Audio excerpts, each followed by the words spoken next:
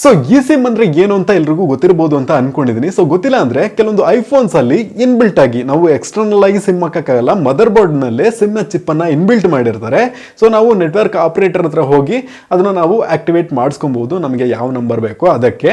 So ಇದಕ್ಕೆ ನಾವು ಈ ಸಿಮ್ ಅಂತ ಕರಿತೀವಿ. ಆದ್ರೆ ಫ್ಯೂಚರ್ ನಲ್ಲಿ ಐ ಸಿಮ್ ಅಂತ ಬರ್ತಾ ಇದೆ. ಏನಪ್ಪಾ ಇದು ಐ ಸಿಮ್ ಅಂತ ನೋಡೋದಾದ್ರೆ, ಒಂದು ಸಿಮ್ ನ ಚಿಪ್ ಅನ್ನ ಪ್ರೊಸೆಸರ್ನಲ್ಲೇ ಎಂಬೆಡ್ ಮಾಡಿರ್ತಾರೆ. ಸೊ ಇದಕ್ಕೆ ಐ ಸಿಮ್ ಅಂತ ಕರೀತಾರೆ. ಸೊ ಇದರಲ್ಲಿ ನಾವು ಮಲ್ಟಿಪಲ್ ಅಕೌಂಟ್ಸ್ ಅನ್ನು ಯೂಸ್ ಮಾಡ್ಕೊಬಹುದು.